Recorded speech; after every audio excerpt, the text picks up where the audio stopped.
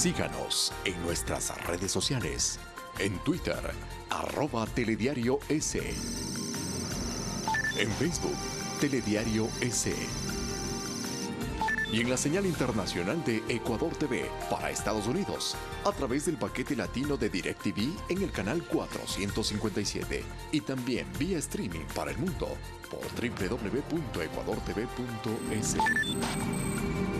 6 de la mañana en punto. Es un gusto acompañarles en Telediario, amigos y amigas de todo el país. Vamos a revisar los hechos más destacados de Ecuador y el mundo. Estos son nuestros titulares.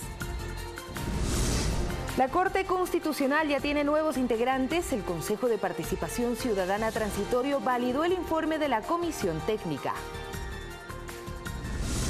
Las impugnaciones de los candidatos a las diferentes dignidades será hasta el 4 de febrero. Así lo dio a conocer el Consejo Nacional Electoral. En algunas provincias del país inició el proceso de impresión de papeletas para las próximas elecciones seccionales. En lo internacional, Estados Unidos anunció sanciones contra la petrolera venezolana PDVSA, mientras que Juan Guaidó anunció que asume el control de activos de su país en el exterior.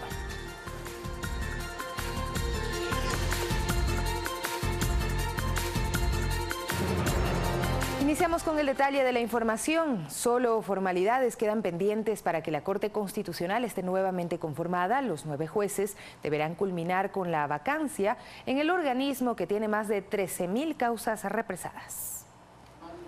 El informe de la Comisión Calificadora con los nombres de los nuevos jueces de la Corte Constitucional fueron conocidos y validados por votación unánime en el Pleno del Consejo de Participación Ciudadana Transitorio. El organismo estará integrado por Hernán Salgado Pesantes, Hilda Teresa Núquez, Agustín Grijalva, Ramiro Ávila Santamaría, Ali Loza Prado, Daniela Salazar, Enrique Herrería, Carmen Corral y Carla Andrade Quevedo. Y una vez que designe la Comisión Calificadora los 9 jueces, notificará al Consejo de Participación Ciudadana y Control Social para que éste a su vez notifique a la Asamblea Nacional para su posesión. Es decir, solo formalidades previo a la posesión en la Asamblea, luego de lo cual vendrá un arduo trabajo, pues no menos de 13.000 causas están represadas, no solo por el tiempo de vacancia iniciado en agosto de 2018, sino también por lo realizado en la Corte anterior, asegura Rafael Ollarte. Olvidar la desidia. Es posible que una Corte Constitucional te saque menos de 300 casos al año. Un tema prioritario que se debe modificar, así como que la nueva Corte se legitime con fallos donde no se dé privilegios a nadie,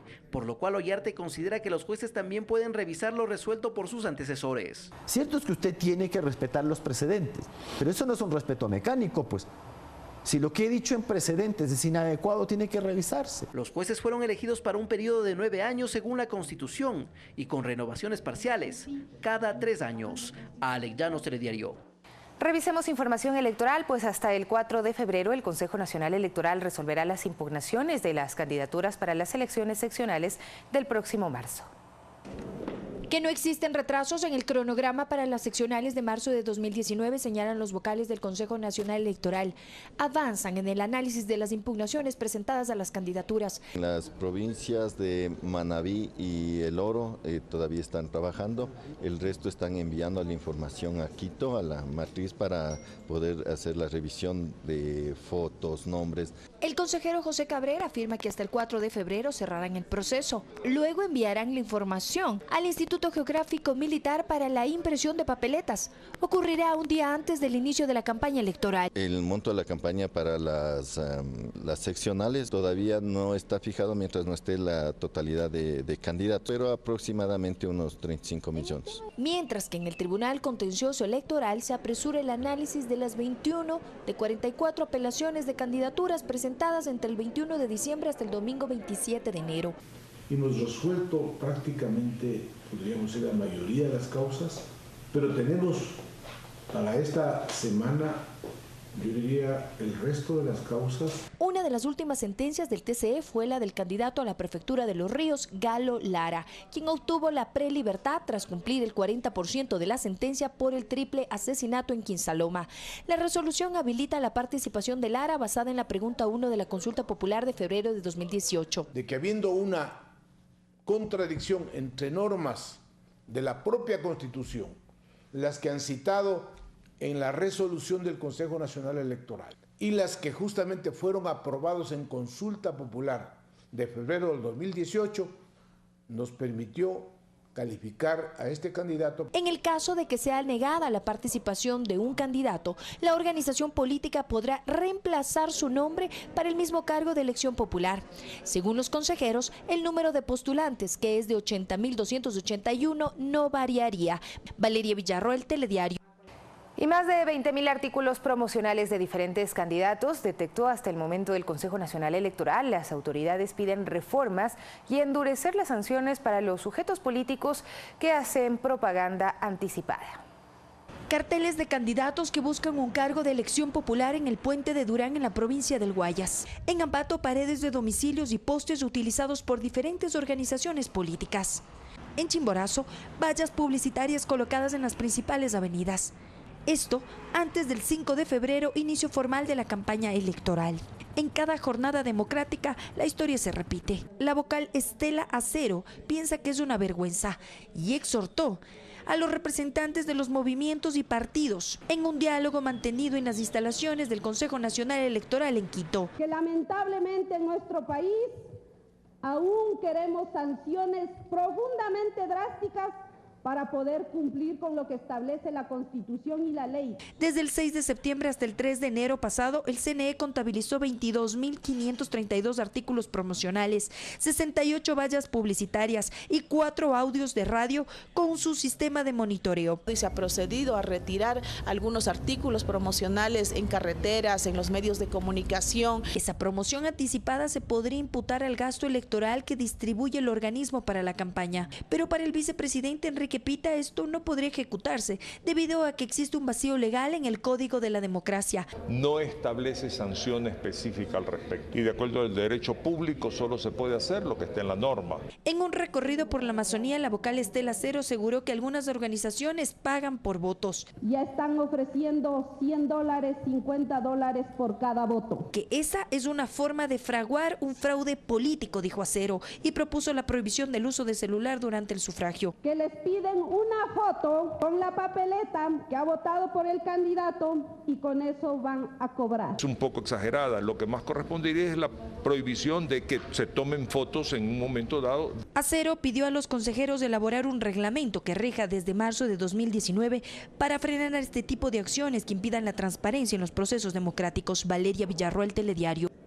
Mientras los ciudadanos de la provincia de Napo cuestionan a los candidatos que optan por la reelección sin renunciar o pedir licencia en sus funciones. Los alcaldes de Tena y de Arosemena Tola se mantienen en sus cargos a pesar de haber oficializado sus postulaciones para los próximos comicios. En este evento de inauguración de una obra en Tena, el alcalde y candidato a la reelección, al igual que los candidatos para concejales, participan del mismo con identificativos de la organización política. No piensen en el nombre de Cleverón. En Arosemena Tola ocurre algo parecido.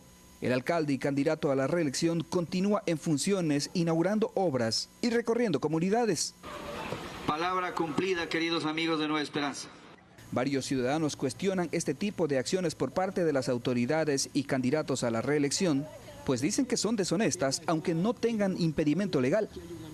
Se está haciendo proselitismo político desde esa curulo, ese puesto, ¿no es cierto?, haciendo prevalecer sus capacidades, su influencia para captar la votación o la voluntad popular. Con esa postura concuerdan otras personas quienes tampoco están de acuerdo con el uso de recursos públicos para promocionar candidaturas durante las inauguraciones de obras.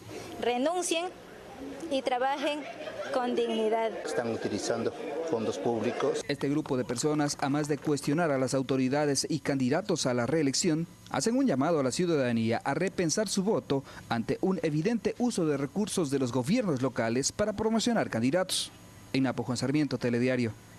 Revisamos de inmediato otro tema, pues la cooperación entre Estados Unidos y Ecuador continuará en 2019 en temas de seguridad, comercio y lucha contra el narcotráfico. Así lo aseguró el embajador estadounidense en Ecuador, Todd Chapman. Este lunes el gobernador del Guayas, Raúl Ledesma, se reunió con el embajador de Estados Unidos en Ecuador, Todd Chapman. para acordar colaboración para desarrollar programas en diversos campus. Uno de estos es impedir el expendio y consumo de drogas en la provincia. Nosotros estamos con la policía implementando un programa de barrio libre de drogas y de colegios libres de drogas en su entorno, que vamos a ir barrio por barrio, darles un tratamiento integral a cada barrio y alrededor de cada colegio impedir, por supuesto, la venta de droga, no más alcahuetear estos que se hacen pasar por consumidores para seguir vendiéndole droga a nuestros hijos. Como parte de los acuerdos de cooperación entre Ecuador y Estados Unidos en la lucha contra el narcotráfico, en septiembre de 2018 arribó al país el avión Orión P3 para realizar vigilancia aeromarítima. El embajador Chapman aseguró que este año continuará esta cooperación. Y por eso hemos traído aviones para hacer este tipo de patrulla, esos continúan. Pero claro, no es que anunciamos a la prensa cada vez que están aquí, porque es para encontrar los narcotraficantes en el alto mar. Y junto con el Ministerio de Interior y el Ministerio de Defensa, hemos encontrado en conjunto toneladas y toneladas de cocaína. El embajador Chapman ve con buenos ojos y optimismo el acercamiento en relaciones diplomáticas con Ecuador, pues afirman que pueden colaborar en temas sociales, económicos y capacitación a la policía. Eso tenemos varios proyectos de entrenamiento trabajando con la ministra Romo. Estamos implementando nuevos cursos de entrenamiento en varios temas, combate contra el narcotráfico y otros temas. En temas de seguridad, el gobernador Ledesma solicitó a la ciudadanía obtener información por medios oficiales y no generar preocupación con noticias falsas. Luis Alfredo Zúñiga, Telediario. 6 de la mañana con 11 minutos. Las estrategias comerciales de las 34 oficinas de ProEcuador para establecer relaciones con diversos países del mundo serán repotenciadas en 4 ejes. Las carteras de Agricultura y Turismo trabajarán de la mano con el Ministerio de Comercio Exterior para este fin. ProEcuador cuenta con 34 oficinas comerciales en el mundo, cuya función es fortalecer las exportaciones ecuatorianas. Producto de este trabajo, en 2018 se gestionó la participación de más de 1.318 empresas ecuatorianas en 30 países, concretando 259 millones de dólares en nuevos negocios. El Ministerio de Comercio Exterior plantea fortalecer esa gestión en 2019. Estos 4 ejes, bienes, exportación de bienes, servicios, oferta turística, trabajar de la mano con el Ministerio de Turismo y lo que es atracción de inversiones, son 4 indicadores que vamos a llevar a cabo y controlar todas las semanas por los resultados. Sectores como el agrícola consideran que pueden mejorar al potenciar las estrategias comerciales de estas oficinas en el mundo.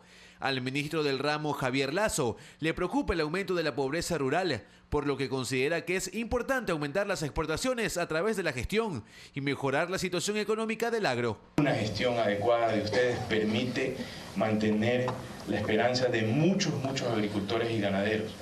Una buena gestión de ustedes permite salir de la pobreza también. La cartera de turismo es la tercera fuente de ingreso de divisas al país, detrás del camarón y el banano. En 2018 aportó 2.300 millones de dólares al PIB nacional. Sin embargo, Ecuador no mejora su promedio de 1.300.000 visitantes por año, por lo que piden ser incluidos en el fortalecimiento de promoción en el exterior. Que nos ayuden a promover nuestro país. Necesitamos incrementar nuestras visitas. Aquí vamos a hacer todo lo posible por darles las herramientas necesarias y todo lo que ustedes necesiten estamos a las órdenes para entregarles. Como parte del plan de fortalecimiento de estrategias comerciales de las oficinas de ProEcuador, el Ministerio de Producción, Comercio Exterior e Inversiones trabajará con las distintas embajadas para alcanzar un trabajo coordinado. Luis Alfredo Zúñiga, Telediario. Y el gobierno ecuatoriano colocó $1.000 millones de dólares en bonos soberanos en mercados internacionales, dinero que permitirá fortalecer las reservas y financiar el presupuesto general del Estado, según informó el Ministerio de Finanzas. En un comunicado, el organismo explicó que mediante esta operación se cubre el 12.5% de las necesidades de financiamiento para este año, que asciende a $8.000 millones de dólares, y aclaró que esta emisión no significa el cierre del diálogo con otras potenciales fuentes de financiamiento. Los bonos fueron colocados a 10 años a una tasa de interés de 10.75%. 6 de la mañana con 14 minutos y según las declaraciones de Luis Mameri, ex directivo de Odebrecht, la constructora entregó dineros al ex vicepresidente Jorge Glass a través de la empresa Glory International. Se trata del testimonio que realizó en una corte de Brasil en 2016 Luis Mameri, ex directivo de la constructora Odebrecht para América Latina. Declaraciones que se hicieron públicas a través de la red de periodistas de investigación IDL. Según Mameri, Odebrecht llegó a un acuerdo de pago del 1% sobre el valor de todos los contratos obtenidos a través del Ministerio de Sectores Estratégicos, institución que estaba a la cabeza del ex vicepresidente Jorge Glass. El señor José Conceizao, en esa época director superintendente de Ecuador, mi subordinado, me informó que había sido buscado por un interlocutor del entonces ministro Jorge Glass. Conceizao me indicó que el acuerdo ya estaba hecho y que en su opinión era efectivamente necesario como una especie de peaje que debía pagarse para que esas obras puedan ser conquistadas y realizadas. Mameri detalló cómo habría efectuado los pagos. El 1 de diciembre de este año entregué al Ministerio Público algunos datos de corroboración de esas transferencias bancarias que fueron realizadas a la empresa Glory International, esas órdenes de pago. Copias de esas órdenes de pago fueron ya encontradas en un sistema que hoy llamamos DROSIS y ya fueron entregadas al Ministerio Público.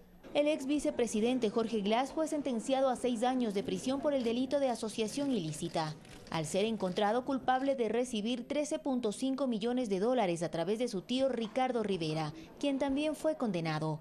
Sin embargo, para el abogado de Jorge Glass, las afirmaciones de Mameri son falsas y explica que la asistencia penal del gobierno chino lo desmiente. Los fiscales chinos hicieron un examen de toda esta ruta del dinero y encontraron que el dinero era lícito porque resulta que hay una negociación privada entre Telconet, Topic, Televisión Satelital, que el señor Rivera fungía ahí de intermediario, y allí para nada intervino Jorge Glass. Mientras, Fiscalía investiga un presunto lavado de activos a Tomislav Topic, representante de la empresa Telconet, misma que habría recibido inversiones por parte de Glory International. Los fondos de esa cuenta de Glory International en el Banco de Shanghái provenían de recursos, beneficios comerciales, no de actividades delictivas, cuyo contrato, cables submarinos, se suspendió posteriormente por la insuficiencia de inversión de la empresa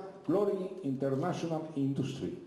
Semanas atrás se reveló que la firma Glory International Industry, domiciliada en Hong Kong, transfirió alrededor de 13.5 millones de dólares de fondos de Odebrecht a una cuenta en Estados Unidos de Tomislav Topic para el proyecto de cable submarino de fibra óptica, según el informe de la Unidad de Análisis Financiero y Económico UAFE.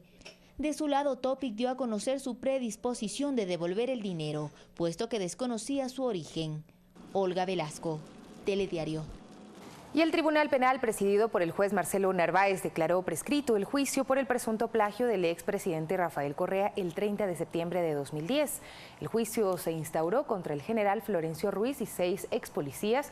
Sin embargo, al inicio de la diligencia, la Fiscalía planteó la prescripción de la acción penal, puesto que no tenían elementos para probar el delito de secuestro extorsivo o plagio compuesto, al no contar con pericias técnicas o agresiones en contra del exmandatario. Por ello, el fiscal del caso indicó que el delito a tratar sería el plagio simple, mismo que tendría una pena de 6 meses a 2 años, y a la fecha el delito ya estaría prescrito. De no haber impugnaciones al fallo, que será remitido por escrito a las partes procesales, el caso será archivado. Y por falta de consenso en la creación de un comité de ética, la Comisión de Justicia de la Asamblea Nacional suspendió la sesión en la que se tenía previsto aprobar el informe de las reformas a la Ley de la Función Legislativa. De esta forma se recogerán las observaciones para elaborar nuevamente el texto y posteriormente pueda ir a primer debate. Estas reformas además plantean la votación para destitución de asambleístas, que todos los informes de la Comisión de Fiscalización sean conocidos por el Pleno, entre otros cambios. Se quiere crear un comité de ética en la Asamblea Nacional para quitarle las competencias al Consejo de Administración Legislativa. Que los temas sancionatorios, tanto de multas o de suspensión de los legisladores, se quiten al Consejo de Administración Legislativa y pasen a una comisión de ética. Nosotros hemos tomado de base lo que dice la norma constitucional, es decir, el CAL es un órgano netamente administrativo, por lo tanto no debería ni siquiera recomendar la posibilidad y establecimiento de sanciones de índole administrativa como hoy hay, que llegan hasta 30 días de suspensión. 6 de la mañana con 19 minutos. Tenemos otro tema. Tras las protestas registradas en Pansaleo, provincia de Cotopaxi, los comerciantes del sector se encuentran preocupados por el cierre de la vía panamericana. Aseguraron que esta medida les ocasiona pérdidas económicas. El cierre de la vía E35 por las protestas de los sectores campesinos en el sector de Pansaleo en la provincia de Cotopaxi interrumpió el tráfico vehicular a quienes se trasladaban hacia la ciudad de Quito. Los manifestantes piden que sean escuchados sus pedidos. Uno de ellos, el cumplimiento del precio de la leche. Se tiene que garantizar el precio oficial, que está a 42 centavos. En este caso, no puede quedar en la desbandada este sector. Para María Montes de Oca, estas medidas no son las adecuadas, ya que interrumpen el tráfico vehicular y perjudica la economía del país. En el día nosotros vendimos 100, 150 y ahora ni $10. Estaremos 3 días, así se ha planificado. El día 30 pues finalizaremos. La Policía Nacional restauró el tráfico vehicular y permanece en el sector para garantizar la libre circulación. Hasta el momento existe una persona detenida. Nadie está obstaculizando aquello, pero lo que no pueden es obstaculizar el libre tránsito.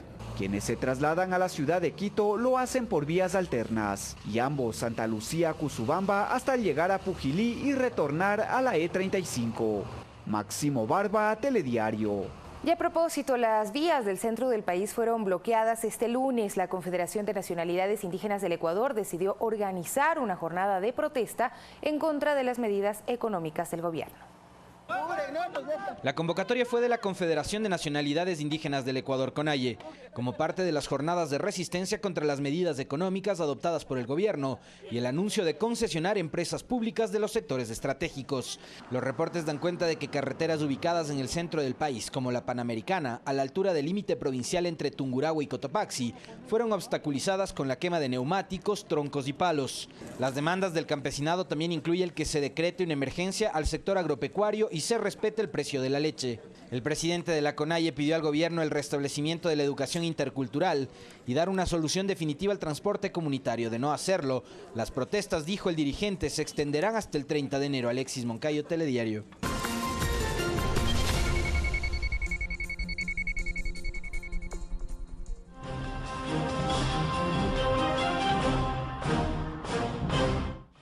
Este martes en Memoria del Futuro, Mani, un dispositivo ortopédico para niños con limitaciones motoras.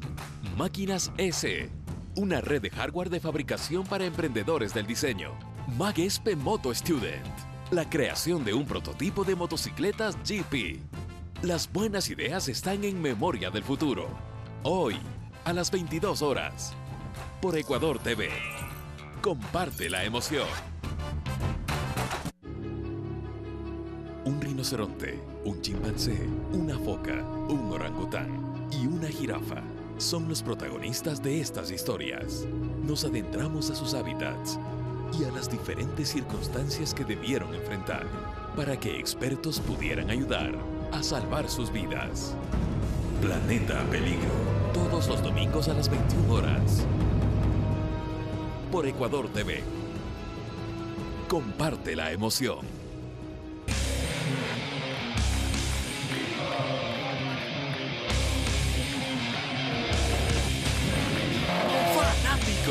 Como tú. Comparte la emoción. Compartimos contigo lo mejor de nosotros. Estamos pendientes de los nuevos acontecimientos para llevártelos a ti. Ese primer beso y ese primer rechazo.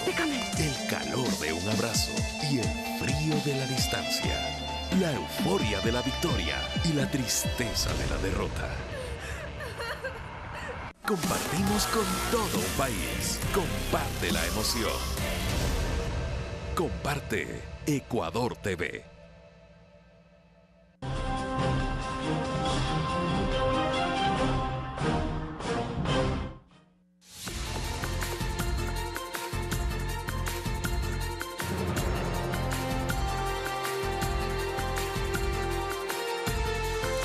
Mañana con 24 minutos. Les contamos que luego de pasar 1 año y medio en la unidad de quemados del Hospital Carlos Andrade Marín, el paciente William Tibanquiza está a punto de recibir el alta médica. William sueña con volver a tocar la trompeta y dirigir su banda. Conozcamos su historia y el personal médico que lo ayudó a recuperarse de sus lesiones. En agosto de 2017, William Tibanquiza, oriundo del Cantón Quero, provincia de Tungurahua, fue víctima de un incendio, del cual resultó con el 85% de su cuerpo quemado. Y como digo, doy gracias a Dios por estar vivo, a pesar de cómo estaba. Por la magnitud de sus heridas, William fue trasladado a la unidad de quemados del Hospital Carlos Andrade Marín en Quito. Marco Antonio Martínez Reynoso es el jefe del equipo que tuvo la misión de salvarle la vida. Todo el hospital estuvo a disponibilidad del paciente. Aquí la unidad cuenta, como les decía, con pieles de terólogas, contamos con matrices de regeneración dérmica, con piel sintética, ¿sí? Tenemos microinjertos de expansión de piel, podemos expandir la piel hasta 9 veces. Y sí, es una familia con los doctores, la licenciada, los médicos. Me han tratado muy bien. Como dice aquí, soy el consentido. Durante el proceso hubo complicaciones que fueron atendidas por el área dermatológica, relata el doctor Juan Barzallo. Pudimos darle un tipo de terapia que se llama biológica, que es muy costosa en realidad y nos ayudó para poder tener los resultados actuales, combinando con inmunosupresores. Esto es importante saber que probablemente si él no hubiera estado en esta institución no lo hubiéramos podido ayudar. Tras 17 meses, William está en condiciones de regresar a su hogar. Mi mami estaba aquí noche y día, prácticamente pasó 1 año viviendo conmigo, atendiéndome.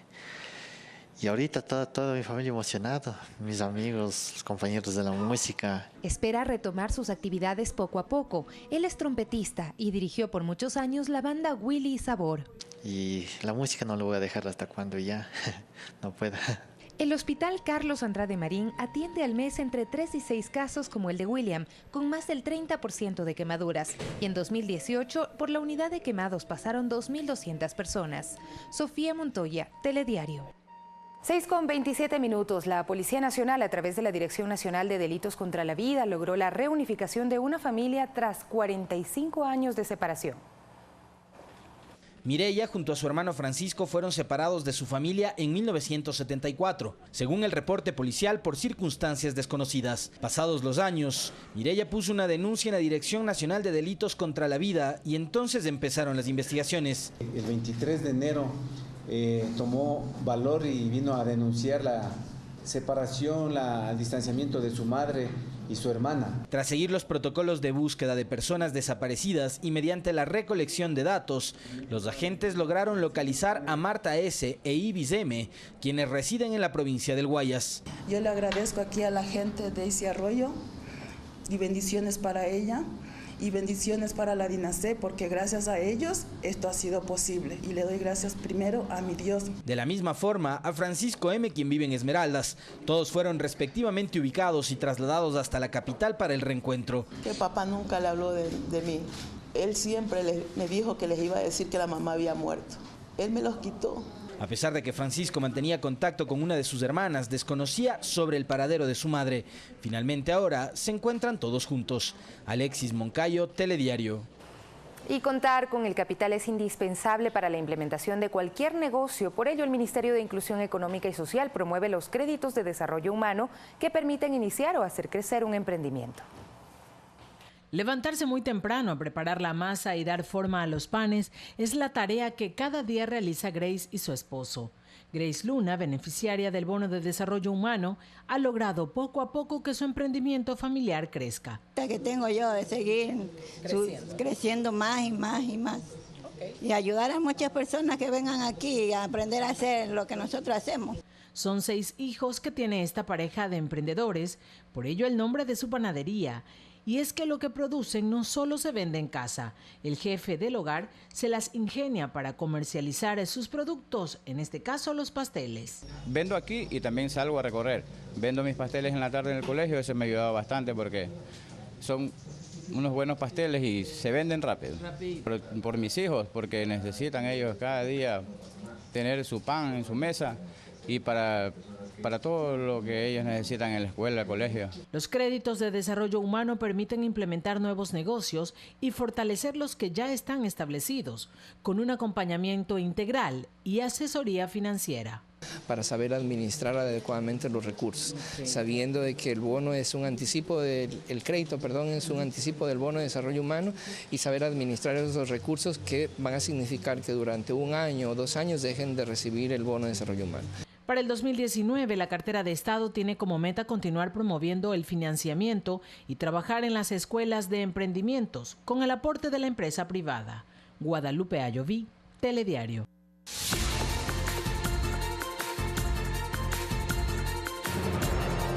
Estados Unidos anunció sanciones contra la petrolera estatal PDVSA e instó a los militares venezolanos a aceptar la transferencia pacífica. Esto mientras que Juan Guaidó anunció que asume el control de activos de Venezuela en el exterior. El gobierno de Donald Trump aumenta la presión sobre Nicolás Maduro. De acuerdo con el servicio de prensa de la Casa Blanca, Trump firmó un decreto sobre las nuevas sanciones contra el gobierno de Venezuela. Seguiremos exponiendo a la corrupción de Maduro y la acción de hoy asegura de que ya no eludirán ni usarán los activos del pueblo venezolano. También le pedimos al gobierno militar venezolano y fuerzas de seguridad que acepten la transición pacífica y democrática y entiendan que esto ya comenzó. Le pido a todas las naciones responsables que reconozcan al presidente Guaidó inmediatamente. El secretario de Tesoro, Steven Mnuchin, indicó que las sanciones contra PDVSA se acompañan del congelamiento de unos $7.000 millones en activos de esa compañía estatal venezolana. PDVSA ha sido un vehículo para la corrupción. Las acciones contra PDVSA es a través de la transferencia de control hacia el presidente interino o un gobierno electo que tome acciones significativas para combatir la corrupción. Y afirmó que se continuará utilizando todos los medios diplomáticos para apoyar a Guaidó, mientras que el autoproclamado presidente de Venezuela informó que iniciará la toma progresiva y ordenada de los activos de Venezuela en el exterior. En un comunicado publicado en su cuenta de Twitter, el dirigente opositor indicó que su decisión busca evitar que desde el gobierno constitucional de Nicolás Maduro sigan robándose el dinero de los venezolanos. Además, señaló que la medida pretende satisfacer las necesidades de todo el pueblo. A través de un video, Guaidó convocó a nuevas movilizaciones para este miércoles y sábado. Gran movilización en todo Venezuela y los países que nos están acompañando en este proceso para seguir en las calles de Venezuela exigiendo lo que nos corresponde. Fernanda de la Bastida, Telediario. Y el presidente Nicolás Maduro responsabilizó a su homólogo Donald Trump de cualquier violencia que se pueda generar en Venezuela. Y hago responsable a Donald Trump de cualquier violencia que pueda suceder en Venezuela. Será usted, señor presidente Donald Trump, responsable de esta política de cambio de régimen en Venezuela. Y la sangre que pueda correr en Venezuela será sangre que estará en sus manos, presidente Donald Trump. La sangre será la sangre que estará en sus manos, presidente Donald Trump. ¿Es usted el responsable o que no dé la cara? ¿Es usted el responsable o que mande a John Bolton, a Mike Pompeo, a Mike Pence? ¿Es usted? ¿Tendrá las manos llenas de sangre usted si llevan a Venezuela a una violencia parcial o generalizada? Por eso yo le sigo llamando a nuestro pueblo. Mientras tanto, el Papa Francisco mostró también su preocupación por la situación en Venezuela y dijo estar dispuesto a mediar para lograr una salida a la crisis política, si así se lo pide. Si yo entrara a decir, háganle caso a estos países, háganle caso a estos otros que dicen esto, me metería en un rol que no conozco, sería una imprudencia pastoral de mi parte y haría daño. ¿Qué es lo que me asusta? El derramamiento de sangre. Y ahí también pido grandeza para ayudar a los que pueden ayudar a resolver el problema. Y Canadá acogerá una reunión de urgencia del Grupo de Lima sobre la crisis en Venezuela. La cita será el 4 de febrero en Ottawa. Así lo informó la ministra de Relaciones Exteriores, Chrystia Freeland. Otro de los temas a tratar será el apoyo al líder opositor Juan Guaidó y al pueblo de Venezuela. Y en Colombia, la Policía de Tránsito y Transportes logró en las últimas horas la detención de otro narcobús que se dirigía hacia Ecuador cargado de varios kilos de drogas. El automotor preferencial perteneciente a la empresa Línea Guaira cubría la ruta Cali-La Hormiga en Putumayo. Dentro del vehículo fueron encontrados 95 kilos de cocaína. El conductor del bus y su ayudante fueron señalados por el delito de porte, tráfico y fabricación de estupefacientes.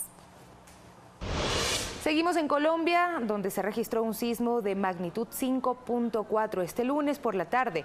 El foco sísmico estuvo localizado a 19.9 kilómetros de profundidad y el epicentro estuvo ubicado a 50 kilómetros al este-sureste de Huila. Algunos usuarios en Twitter compartieron videos de los instantes en que se presentó el temblor, que se sintió con gran intensidad en ciudades como Bogotá. Y la ruptura el pasado viernes de una represa de la empresa minera Vale en la ciudad de Brumadinho, en el sureste de Brasil, ya deja al menos 60 personas fallecidas y más de 292 desaparecidas. Unos 140 efectivos continúan las labores de rescate y búsqueda de sobrevivientes que se estima podrían prolongarse durante varias semanas. Asimismo, se han llevado a cabo evacuaciones de 2 comunidades ubicadas en el área de riesgo ante la posibilidad de la ruptura de otros diques mineros en la zona. Joaquín El Chapo Guzmán enfrenta un futuro sombrío en el juicio en su contra en la Corte Federal de Brooklyn, en Estados Unidos. La Fiscalía concluyó este lunes su caso, por lo que la defensa del Chapo tendría la oportunidad de presentar a sus propios testigos. En este último día de juicio contra el narco mexicano, se volvió a hablar del Ecuador. Su piloto, alias Menim, reveló una ruta entre Manta e Ipiales para transportar cocaína. Y finalmente les mostramos un video de un impresionante rescate en China. Li Gang, un lechero que se encontraba trabajando con su camión, salvó a un bebé de 4 meses, quien se encontraba atrapado en la ventana de un tercer piso con su madre. El lechero usó su camión como escalera, pudo agarrar al bebé y evitó así una desgracia. La mujer y su hijo estaban atrapados en la ventana de un edificio del cual salía humo. Miren ustedes, una acción sin duda heroica. Gracias, amigas y amigos, por acompañarnos a partir de este momento. Nuestros invitados en esta jornada serán Javier Sánchez, consultor en temas de seguridad y defensa, director ejecutivo de la Fundación Rescate. ¿Qué dicen las convenciones sobre el uso de la fuerza y el uso de las armas de fuego por parte de miembros de la Policía Nacional, de Fuerzas de Seguridad, y en qué circunstancias deben y pueden ser usadas a propósito de los casos ocurridos en Ibarra y en Mascarilla, en la provincia de Imbabura? El uso progresivo de la fuerza, obligación y cultura de las fuerzas de seguridad, ¿están realmente listas para asumirlo? Este será el tema que abordaremos con nuestro invitado. Además, Arturo Torres, periodista cofundador del portal de investigación Código Vidrio. Los nuevos elementos dentro de la investigación por el caso Odebrecht en el Ecuador y las declaraciones del ex directivo de esa transnacional, Luis Mameri, sobre la orden de pagos de soborno en el país, que nuevamente apuntan en la dirección del ex vicepresidente de la República, Jorge Glass, pero cuando era ministro de sectores estratégicos. Y finalmente Joaquín Viteri, presidente del Tribunal Contencioso Electoral. La polémica decisión de este organismo de autorizar al ex asambleísta Galo Lara, sentenciado por complicidad en homicidio, para ser candidato en el próximo proceso electoral. Temas y personajes de esta mañana en Primera Impresión. Muy buenos días.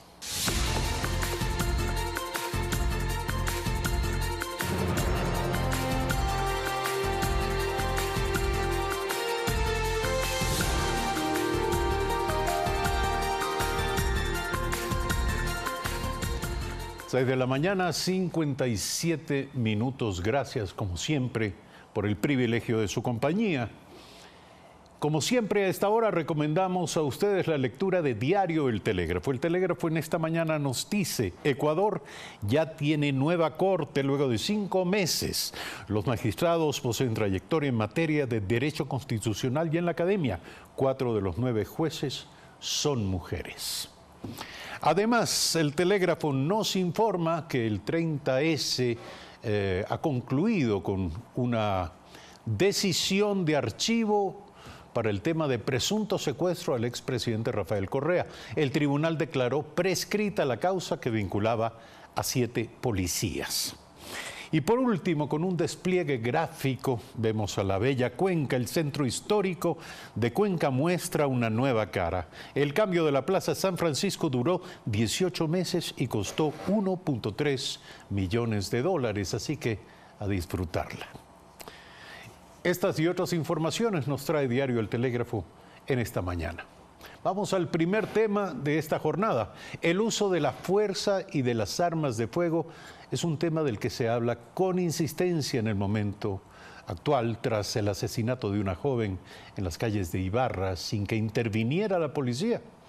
Pese a que estuvo presente hace 5 meses, se produjo un hecho que también es motivo de análisis, en el que un agente disparó en contra de un manifestante en momentos en que consideró que su vida corría peligro.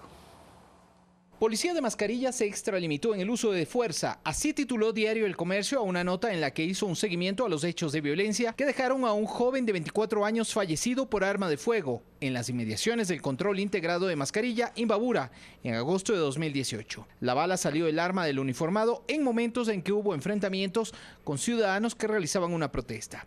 En la nota periodística se afirma que se habla de extralimitación en la ejecución de un acto de servicio y que este caso nuevamente tomó fuerza a propósito de los hechos ocurridos en Ibarra el sábado 19 de enero, en los que una joven fue asesinada luego de haber sido mantenida como rehén por su pareja sentimental durante 90 minutos y sin que interviniera la policía, a pesar de que varios agentes estuvieron presentes en el sitio.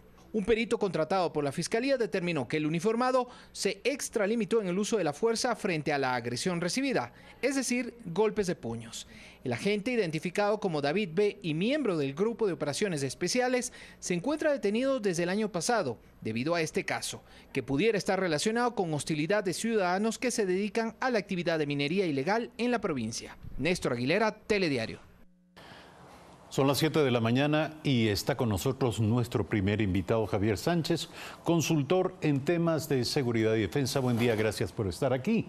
Comencemos por precisar el concepto. ¿Qué significa uso progresivo de la fuerza? Muchas gracias, Eduardo. Muy buenos días. Yo quisiera empezar resumiendo la situación conforme la hemos podido ver. Y esta hoy significa que la población está en una situación de inseguridad porque siente que hay una dubitación de la policía. Y por el contrario, la policía siente inseguridad de sus propias normas. Y al caracterizar así la situación, quisiera decir que lo que he señalado es parcialmente cierto, en tanto el desafío que tenemos es ingresar directamente en las entrañas de la vida y de la actividad policial. Y esto es el análisis de sus operaciones. De tal suerte de que cuando hacemos esta evaluación de sus operaciones, cuando ingresamos en el corazón de la Policía Nacional, lo que estamos haciendo realmente es exactamente saber cómo tiene que proceder la policía. Ahora es necesario, en este momento, entrar en lo que yo llamo las reformas de cuarta generación. Si el tiempo nos queda, explicaré cuáles son las anteriores. Por favor, vamos inmediatamente. Pues entonces, la primera reforma, que es lo primero que ocurrió en el año 2001, falleció una joven en Quito, y como respuesta a esto, nieta de un importante miembro de nuestra comunidad, el señor Fausto Cordobés, en ese momento la respuesta del gobierno nacional fue el impulsar el incremento del numérico de la policía, el mismo que ahora llega a 48.000 miembros. Posteriormente tuvimos la intervención de los municipios en la actividad policial. Y el tercer momento fue la tercera reforma, vino cuando el Estado finalmente se hizo cargo. Y cuando el Estado se hizo cargo, hubo un importante proceso por el cual los sueldos, por ejemplo, del policía recién ingresado, se elevaron desde $350 hasta $950 aproximadamente. Se generó toda una infraestructura a nivel nacional, UPCs, unidades de policía comunitaria, unidades de vigilancia comunitaria.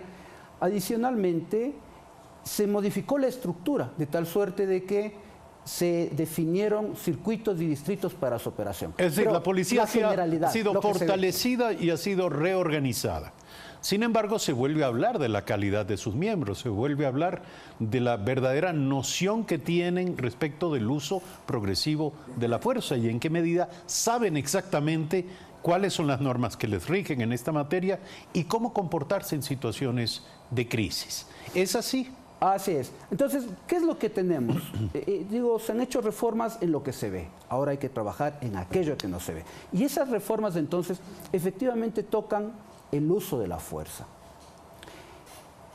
Las Naciones Unidas, ya en 1972 y posteriormente en 1990, definieron un código de conducta y unos principios básicos para los funcionarios encargados de hacer cumplir la ley. Estos principios se plasmaron en un acuerdo ministerial del año 2014, suscrito por el exministro José Serrano, acuerdo ministerial 4472, en el cual se recoge, por ejemplo, lo que dice el artículo 3 del Código. ¿Y qué es lo que dice el artículo 3? Dice, se empleará la fuerza en los casos en los que sea necesario. ¿Qué significa emplear la fuerza en los casos en los que sea necesario? Es una frase etérea. Por lo tanto, la dubitación policial se genera precisamente en esto. Quiero, por ejemplo, mencionar... A ver, la extralimitación en el uso de la fuerza se produce en todos los países. En Estados Unidos vemos cada tanto tiempo, de manera regular y sostenida, que existen casos de uso excesivo de la fuerza, en el que resultan, además, con el añadido o con el agravante de que hay implicaciones de carácter racial en este tipo de casos en Estados Unidos, pero que concluyen con civiles desarmados, muertos a manos de la policía. La pregunta es, ¿cómo detener esto? En todos los países hay efectivamente este tipo de incidentes, pero son los marginales, no es el 80% de la casuística. ¿Cómo se detiene entonces? Primero hay que identificar toda la casuística de las operaciones policiales, pero a nivel local, saber exactamente cómo son los patrones delictivos a nivel local, ojalá a nivel cantonal. Frente a esta casuística, identificar los mejores procedimientos, la mejor intervención policial, esto es identificando personas, medios y aquellas coyunturas que permiten la mejor resolución. Estos son lo que se llama los procedimientos operativos normales. Sí, pero los procedimientos pueden estar claros y escritos en papel en idioma castellano, pero no bajar y no traducirse en el comportamiento de los efectivos policiales. ¿Cómo llevar esto a la práctica? Eduardo, penosamente es que no hay procedimientos escritos. No están formalizados. Como no están formalizados, no se repasan, no se entrena sobre estos. ¿Qué quiero decir? Que después de una emergencia se evalúa, se define cuál es el mejor comportamiento, se entrena a las personas y se mejora la respuesta. Hoy lo que tenemos es, dentro de este acuerdo ministerial, un programa de capacitación, es decir, enseñar a los miembros cómo es el uso progresivo de la fuerza. Y esto es más o menos así.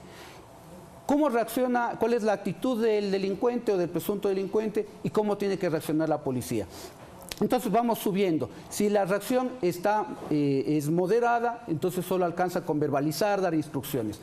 Pero si eventualmente hay resistencia, la policía tiene que empezar a aplicar la fuerza, hasta que llega un momento determinado en que se ve forzada a utilizar el arma. A ver, el caso de Mascarilla está en un extremo, que tiene que ver con el uso de un arma de fuego por parte de un efectivo policial en contra de un ciudadano que no tenía un arma de fuego en su mano. Eso Por eso está siendo demandado como un caso de ejecución extrajudicial. Pero también existe el otro caso, el caso del policía armado que, viendo a una ciudadana como Diana Carolina en Ibarra en peligro de muerte, no fue capaz de utilizar su arma para someter al agresor que estaba poniendo en riesgo la vida de Diana Carolina y que finalmente se la cobró. Entonces, aquí vemos dos casos extremos, cómo, insisto, trabajar sobre una línea que permita que no hablamos de ciencias exactas, evidentemente, todo es posible en este campo, pero que permita saber que la Policía Nacional del Ecuador ejecuta doctrinas, ejecuta protocolos en esta materia. El modelo policial, como he señalado, es muy general. No se sabe en qué casos en realidad se genera el momento en el cual yo debo utilizar la fuerza o debo inclusive desenfundar y disparar. Como es tan general, como el enunciado es cuando sea estrictamente necesario, no se sabe cuándo es estrictamente necesario. Es discrecional, está en manos del agente encargado de hacer cumplir la ley, en este caso del policía. Por eso, cuando se tiene procedimientos operativos normalizados, escritos, perfectamente ensayados, hay la posibilidad de comparar entre lo que dice el documento y las facultades que confiere y el comportamiento del agente policial. Esta comparación, entonces, permite varias cosas. Permite saber si hubo eficiencia en el desempeño de las actividades. Da la posibilidad a los policías de defenderse respecto de cómo se comportaron frente a lo que decía el protocolo. Pero adicionalmente da un sentido de integralidad a las operaciones de los organismos de primera respuesta. Es decir, bomberos, ambulancias, etcétera, etcétera, también deben trabajar con los mismos principios, de tal suerte de que en emergencias pequeñas, individuales de cada uno de estos organismos de seguridad, o en las grandes, todos puedan trabajar bajo una misma terminología, bajo un mismo comando, bajo una misma infraestructura, etcétera, etcétera. Y eso es lo que se llama comando de incidentes, que es lo que se dijo que no se había cumplido. Pero es que en realidad no se cumple porque penosamente no existe. No existe. Esto es un hecho confirmado. Lo que tenemos es lo que he señalado, el decreto 4472, que define en términos generales cómo debe hacerse esta actuación policial, como digo, en el marco de este modelo del empleo progresivo de la fuerza. El anuncio es verdaderamente alarmante, porque decir que hay policías no preparados para ejecutar los procedimientos es una cosa, pero decir que no hay procedimientos es otra cosa y es bastante más grave. Vamos a seguir abordando este tema y vamos a requerir, por cierto, pronunciamiento de parte de las autoridades para confirmar si esto es así. No existen procedimientos escritos, no hay un pensamiento claro en esta materia en lo que toca al uso progresivo de la fuerza. Esto sería evidentemente el primer paso en una suerte de reforma. Gracias por aceptar la invitación a este programa. Javier Sánchez, consultor en temas de seguridad y defensa, esta mañana aquí en Primera Impresión. Brevísimo corte. Regresamos con nuestro próximo invitado, Arturo Torres, periodista, cofundador del portal de investigación Código Vidrio, el caso de Odebrecht y la implicación del ex vicepresidente Jorge Glass.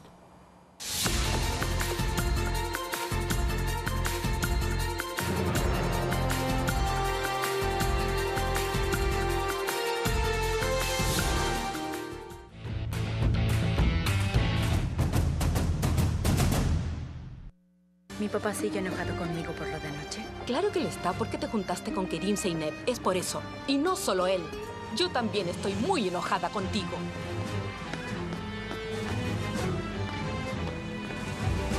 Quizás Lales sí te va a saber quién eres en realidad. Sibel. Sibel. No lo harás. ¡Sibel! Mi último deseo. Capítulos finales. Hoy, 21 horas, por Ecuador TV. Comparte la emoción. Noticias, política, cultura, actualidad. Una mirada a profundidad de los acontecimientos de nuestro mundo. Enfoque Mundial. Todos los sábados a las 21 horas. Por Ecuador TV. Comparte la emoción.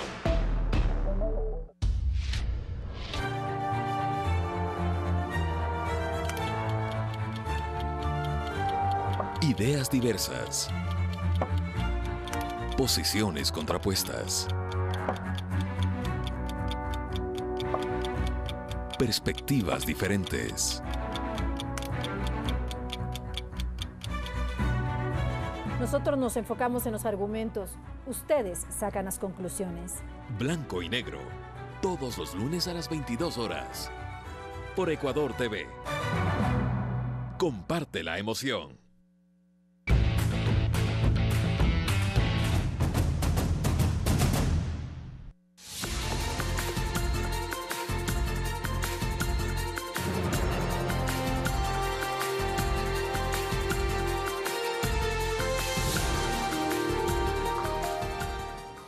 Son las 7 de la mañana con 13 minutos. Diario El Universo hizo público un video que obtuvo por IDL Reporteros, en el que un ex alto directivo de la compañía brasileña Odebrecht explicó con lujo de detalles cómo ordenó entre 2011 y 2013 el pago de sobornos a altos funcionarios en el Ecuador. Escuchemos lo que afirma en este video Luis Mameri, ex representante para América Latina de la compañía brasileña Odebrecht, y sobre todo lo que menciona acerca de Jorge Glass, en ese entonces ministro de Sectores Estratégicos.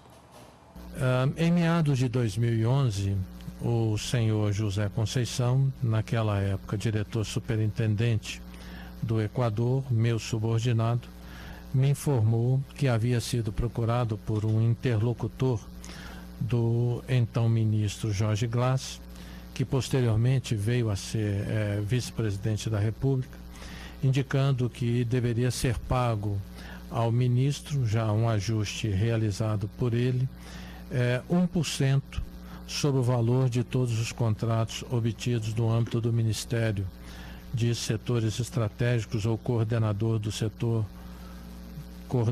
dos setores estratégicos daquele país, ocupado na época pelo senhor Jorge Glass. José Conceição, eu discuti com ele, se eu me lembro, a real necessidade desses pagamentos, se era efetivamente necessário realizá-los. José Conceição indicou que o ajuste já estava feito e que, na visão dele, era efetivamente necessário, como uma espécie de pedágio que tinha que ser pago para que essas obras fossem conquistadas e realizadas. Quando demandado pelo senhor José Conceição, isso entre 2011 e 2013, realizei as autorizações correspondentes através de e-mails criptografados, utilizando este sistema que eu comentei no meu depoimento do anexo 1 que existia, chamado MyWebDay. Para a realização, autorizei para que esses pagamentos fossem realizados.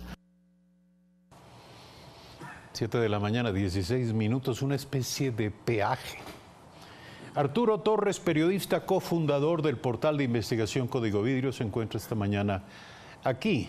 Este portal de investigación, su grupo, su equipo periodístico ha seguido muy de cerca y ha llevado a cabo un proceso sostenido de investigación en torno a este y algunos otros casos. Buen día, gracias por estar aquí. Lo revelado por el señor Luis Mameri, el ex vicepresidente de Odebrecht para América Latina, ¿añade elementos nuevos a la investigación en torno a este caso de corrupción? Buen día. Muchas gracias, Eduardo. Buenos días a toda la audiencia. Efectivamente, creo que es una ficha más que encaja básicamente en el patrón de corrupción que montó Odebrecht en toda la región y específicamente en Ecuador, donde de alguna forma se estaba poniendo en duda desde funcionarios del gobierno anterior que el caso sea sólido, ¿no es cierto? Porque no había la prueba del cheque o del pago al entonces vicepresidente Jorge Glass o a su tío.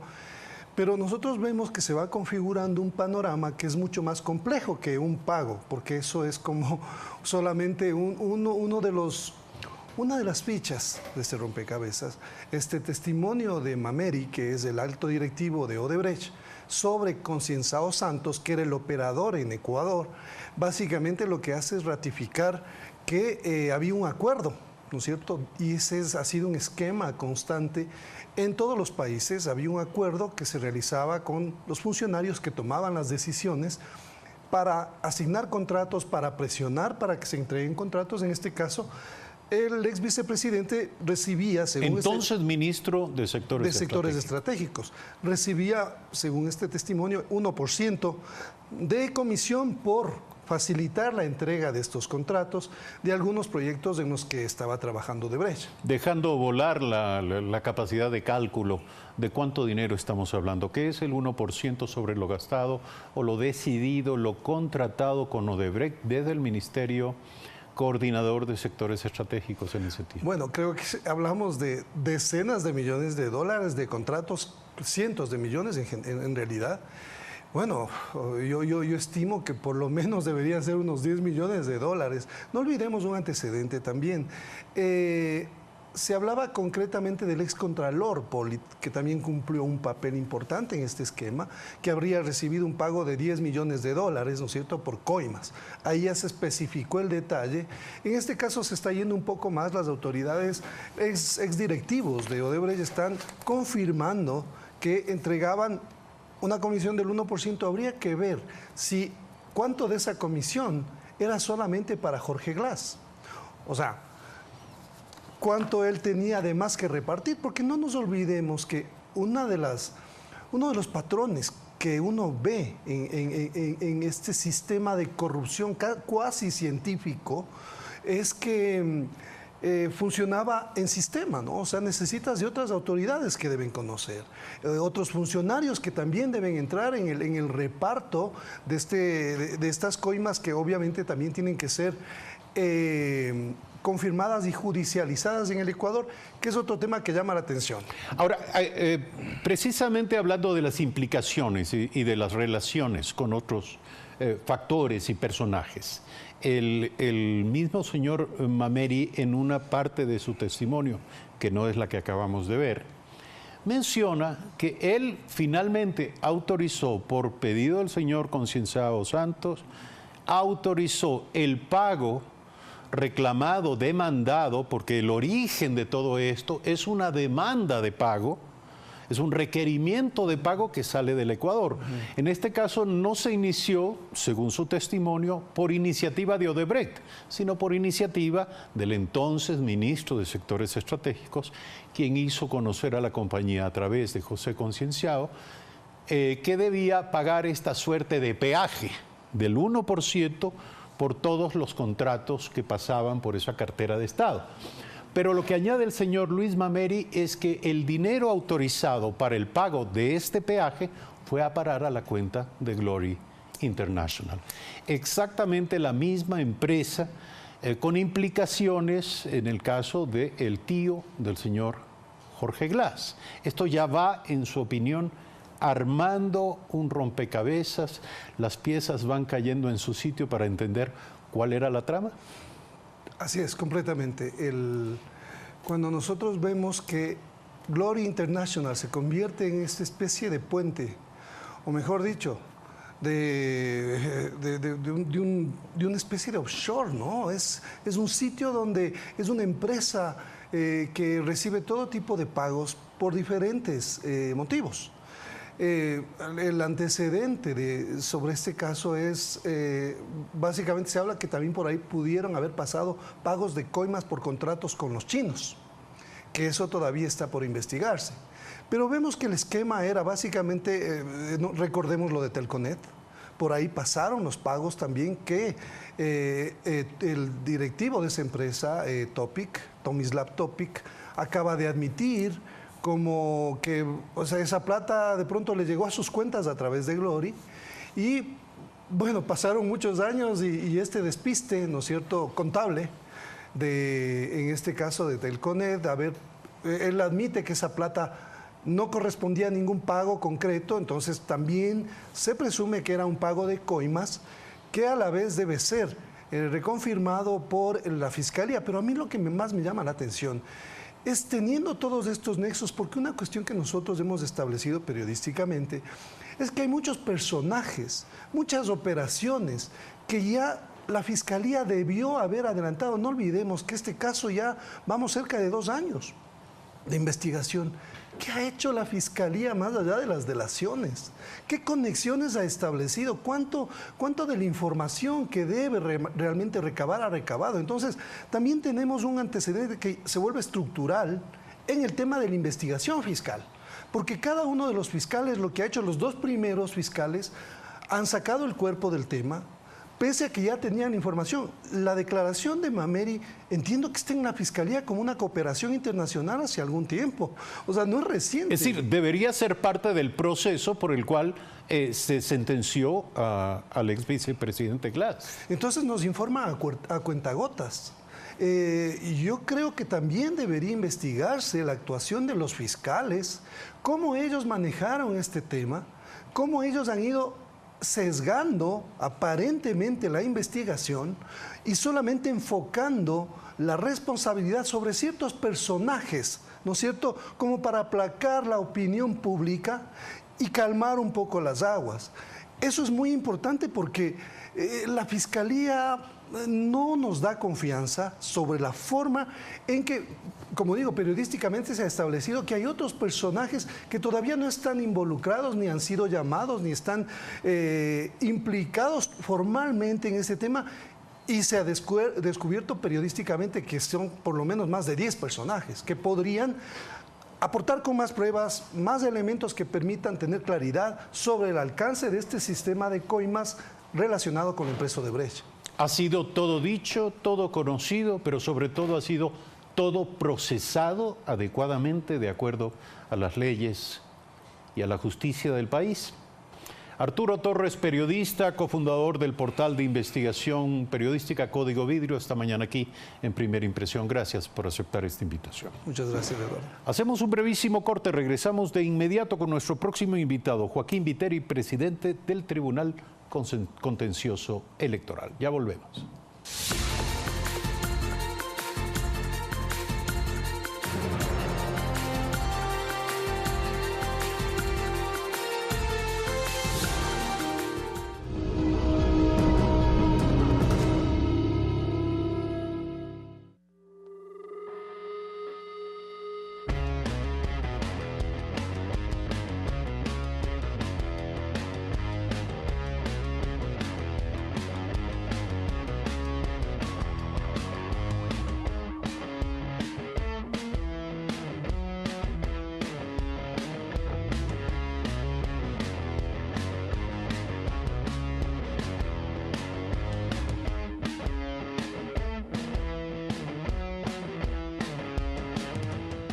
Las historias continúan y Christian Johnson te invita a conocer cómo se ganan la vida los ecuatorianos en Estados Unidos. Algunos lo hacen conduciendo. Todo el mundo me conoce como Paquita la del Mundo. Otros vendiendo el sabor de nuestra tierra. ¿Cuál es el secreto de la espumilla ahora? Oh, el secreto, la guayaba.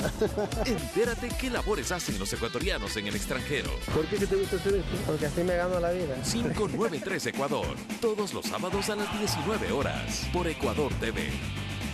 Comparte la emoción. Hoy. Puedo pensar e imaginar cada detalle. Ahora no te vas. Le tenés que decir a Lolo que lo querés. ¡Pedro! ¿Quiere que me lo lleve? ¡Sí! ¡Novios! Te das cuenta, ¿no? Nadie te va a amar como yo. Heidi, de lunes a viernes a las 17 horas. Por Ecuador TV. Comparte la emoción.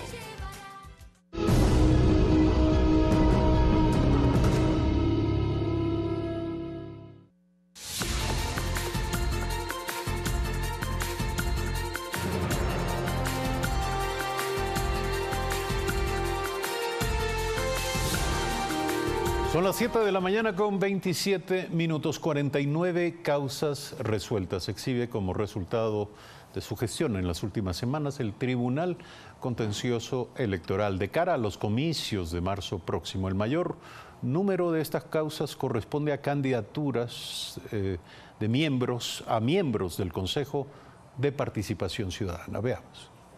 La habilitación para que Galo Lara participe en las próximas elecciones seccionales programadas para marzo de este año es una de las más recientes resoluciones adoptadas por el Tribunal Contencioso Electoral de cara al proceso. Sin embargo, para muchos también es la más polémica.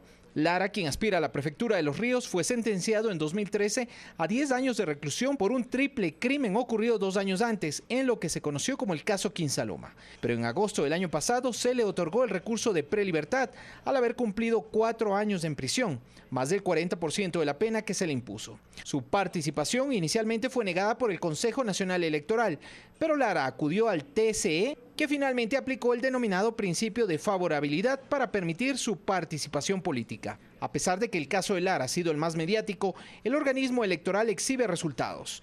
El Pleno dio prioridad en el conocimiento y resolución de causas que, para guardar concordancia con el calendario electoral, debían resolverse hasta el 21 de diciembre pasado. Desde el 4 de diciembre, fecha en que se resortearon las causas y abocó conocimiento, los jueces resolvieron 49 sobre candidatos al Consejo de Participación Ciudadana y Control Social, inscripción de movimientos, directiva y democracia interna de las organizaciones políticas y calificación de candidaturas. Las 49 causas se resolvieron en 28 días, es decir, más de una diaria, incluyendo sábados, domingos y feriados. Esto ha sido destacado incluso por la Organización de Estados Americanos.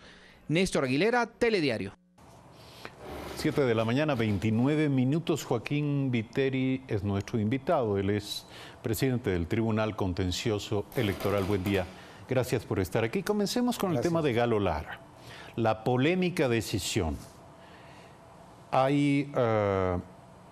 El Código de la Democracia determina en su artículo 96 que no podrán ser candidatos a cargos de elección popular quienes hayan recibido sentencia condenatoria ejecutoriada por delitos sancionados con reclusión, cohecho, enriquecimiento ilícito o peculado, entre otros, pero en este caso hablamos de algo que se puede considerar igualmente grave o más grave aún.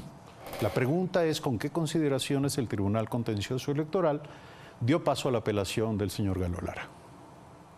Buenos días y muchísimas gracias por la oportunidad de poder decirles todo lo que realmente está haciendo el tribunal. Ustedes ya lo han destacado, la parte exclusivamente administrativa y jurisdiccional, pero quiero indicarle en el caso concreto, nosotros hemos considerado de que efectivamente lo que usted acaba de decir, esa disposición constitucional establece esa prohibición, pero hay que recordar algo, que el país también lo conoce.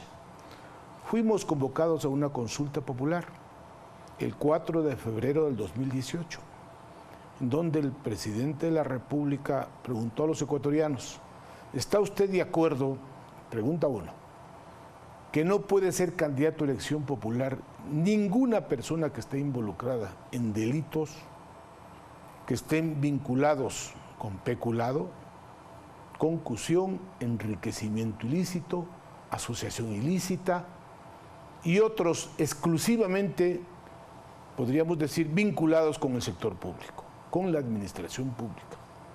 En ningún momento la Constitución, y esto debe decirlo, la Constitución, la Ley Suprema en el artículo 233, que fue materia de la consulta popular, o sea, es la norma posterior a la que usted hizo referencia.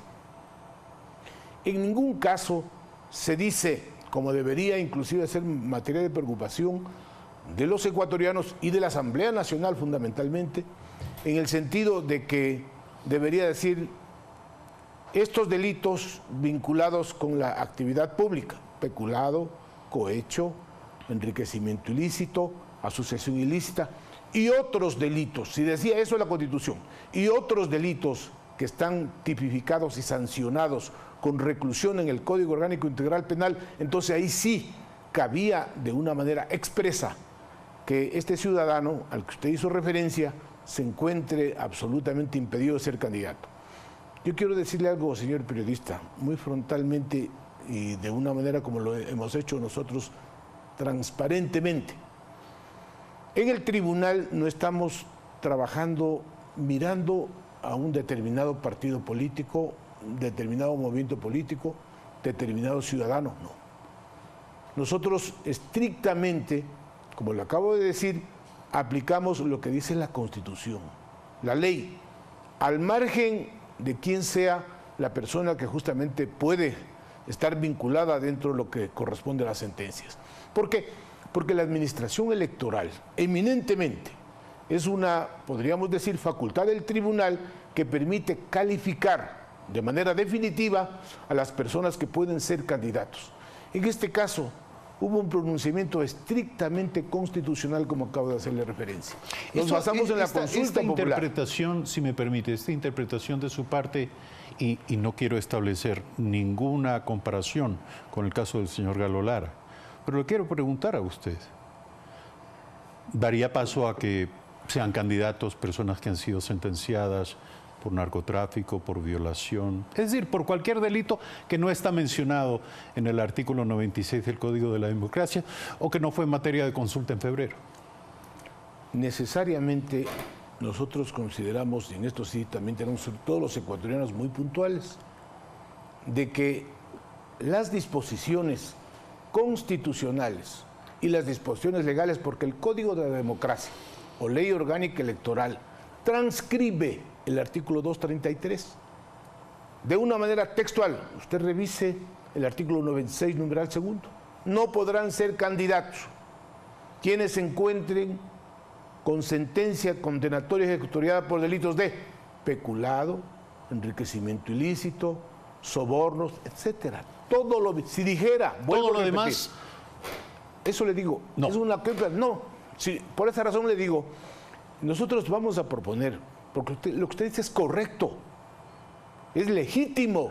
Usted como periodista dice una gran coherencia de lo que nosotros estamos justamente debatiendo. Pero hay algo que es fundamental para todos los ecuatorianos, y lo he dicho aquí en otros casos, cuando me ha tocado intervenir en estas entrevistas. ¿Cuál es el derecho más importante para los ecuatorianos? La seguridad jurídica. No puede un tribunal por sí y de por sí decir, bueno, no está en la ley, no está en la Constitución, pero yo creo que debe aplicarse de esta manera. No, pueden admitir la duda ustedes y elevar a consulta. Hoy ya tenemos Corte Constitucional, no sé si esa sea la instancia. Mire, me parece muy oportuno lo que usted acaba de decir. Le digo a todos los ecuatorianos y a todos los señores periodistas, como lo he dicho en otros medios de comunicación, la sentencia, nosotros, ¿por qué recibimos el reconocimiento de la OEA? Porque estamos exhibiendo todas las sentencias y entregando a los ciudadanos, a cualquier ciudadano, primeramente le orientan, le guían cómo puede ingresar directamente al tribunal. O sea, no hay absolutamente nada oculto, sino todo es transparente. Señores, revisen, y usted lo ha dicho algo muy oportuno. Los que consideren que realmente se ha afectado las normas constitucionales, se ha violentado las normas legales, el Código de la Democracia concretamente, por favor, acudan a la Corte Constitucional. Es una instancia muy oportuna, como usted lo ha dicho, para que diga la Corte Constitucional, señores, han violentado la Constitución los señores jueces del Tribunal Contencioso Electoral. Y es más, pueden ir a la Corte Interamericana. Nosotros estamos sometidos a cualquier juzgamiento y le digo con mucha entereza, hemos actuado con total responsabilidad, sin direccionamiento de ninguna naturaleza. Usted me ha dicho una muy buena interpretación. Entonces cualquier persona que se encuentre, mire, nosotros tenemos necesariamente, y por eso y la vamos a ir sí. a la Asamblea Nacional y decir, señores, reformen urgentemente, porque esto no puede hacerse exclusivamente de una manera especulativa, porque la Constitución cierra y la ley cierra. Entonces, si la Constitución dijera algo que hemos dicho en los medios de comunicación y le decimos a la Asamblea Nacional, diga, no pueden ser candidatos quienes tengan sentencia ejecutoriada por estos delitos, peculado, tal, y otros que determine la ley, suficiente, le abre la puerta y le habilita, en este caso a la ley complementaria, la ley electoral, ley orgánica electoral, Código de la Democracia, para que la ley pueda regular y la Asamblea Nacional tenga su obligación de regular, decir, también todas las personas que tengan sentencia, condena ejecutoriada por delitos penados con reclusión, porque eso es lo correcto, no pueden ser candidatos. Joaquín Viteri, presidente del Tribunal Contencioso Electoral, las razones para haber tomado la decisión en torno al caso del señor Galo Lara, aún, y hay que decirlo, al precio de profundizar la pérdida de la fe pública en el sistema legal y en el sistema democrático. 7 de la mañana, 37 minutos. Gracias por aceptar esta invitación. Gracias a usted. Gracias a ustedes, amigas y amigos, por seguirnos. Mañana 6:55 de nuevo aquí, en Primera Impresión.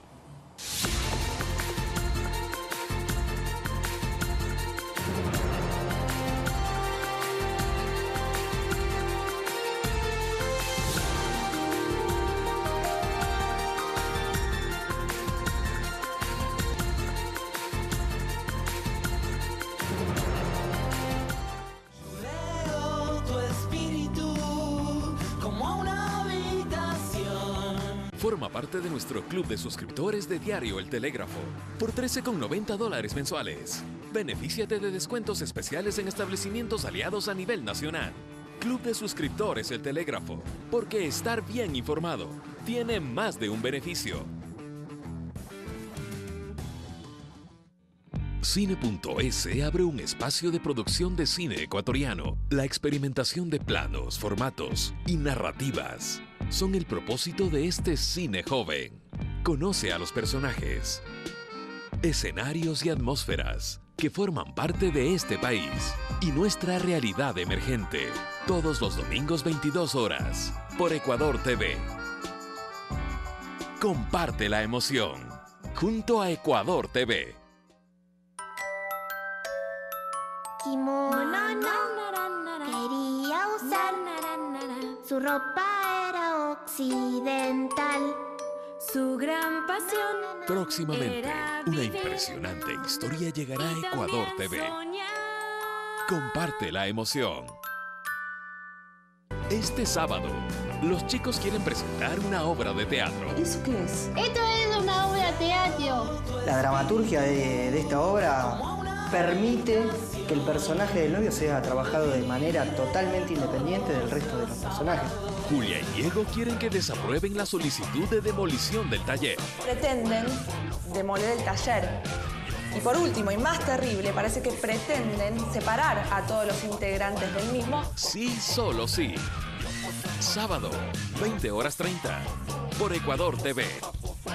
Comparte la emoción.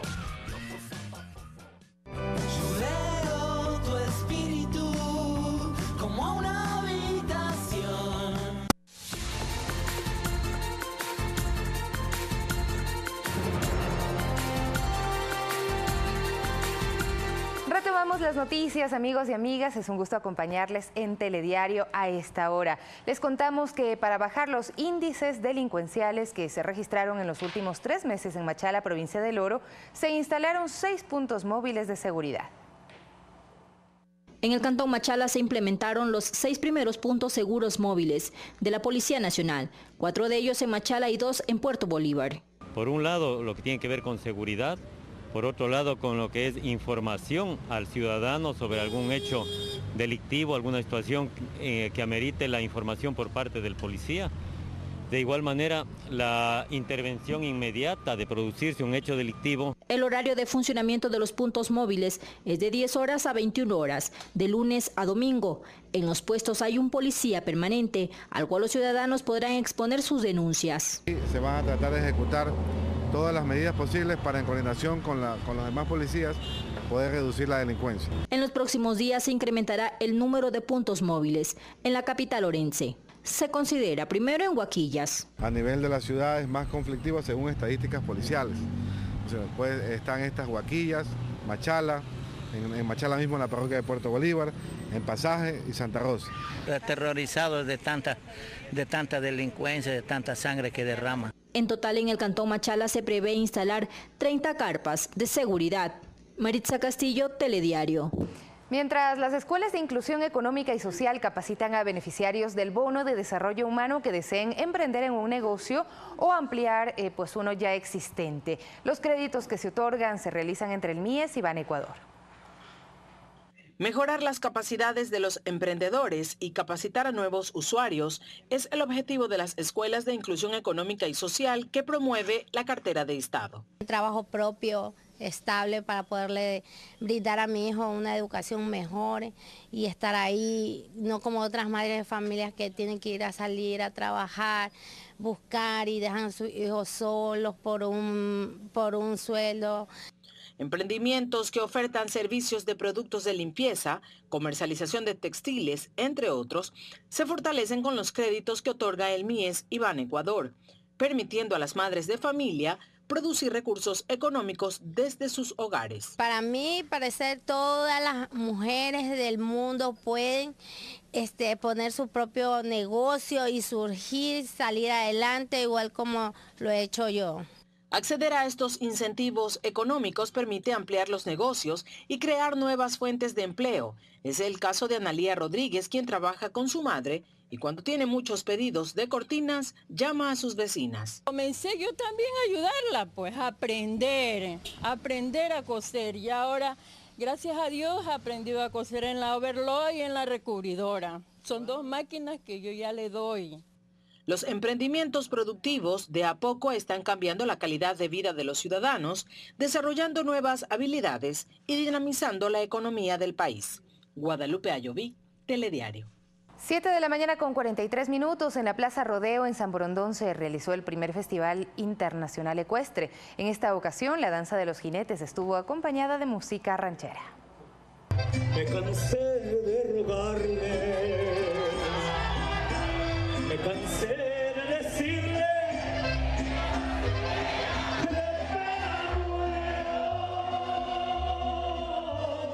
El colombiano Gabriel Arriaga, conocido como el Caballero de la Ranchera, fue uno de los principales atractivos del Festival Ecuestre Internacional en San Borondón. Su primera vez, ella 19 y yo 36. Una habitación que sea la mejor. Al evento organizado por el Comité Ecuestre se sumaron caballistas de varias provincias del país. Este año aproximadamente tenemos 6 eventos ecuestres. Si Dios permite, vamos a comenzar hoy, parece que es la primera cabalgata a nivel nacional y del rodeo. Las familias se dieron cita al evento, que en su primera edición busca rescatar la tradicional cabalgata Montubia, con un recorrido por las principales calles de la ciudad, concursos y shows artísticos acompañados de la gastronomía y platos típicos que ofrecen los habitantes de este cantón. La capital ecuestre es San Borondón, sí. Aquí vamos con el grupo Los Compas siempre. ¿De dónde viene? Venimos de Laurel, Sergio Toral. No, muy contento de revivir esta tradición Montubia en San Borondón, muy contagiosa con su pueblo, con su gente, que eso es lo que quiere, ¿no? Los amantes de la cabalgata también participaron de concursos como la monta de cepo, lazo al ternero, el rock and roll de caballos y los tradicionales tanques. Mariuxi Buenaño, Telediario. Muy linda tradición. Son las 7 de la mañana con 45 minutos. Les vamos a hablar acerca de un proyecto interesante que une 2 esfuerzos que se han dado en el Ecuador con el objetivo de ayudar a las personas con discapacidad auditiva. Desde 1997, Habla y ProAudio comenzaron a usar el implante coclear con excelentes resultados. César García se encuentra esta mañana en ProAudio precisamente para brindarnos los detalles de esta iniciativa. César, muy buenos días.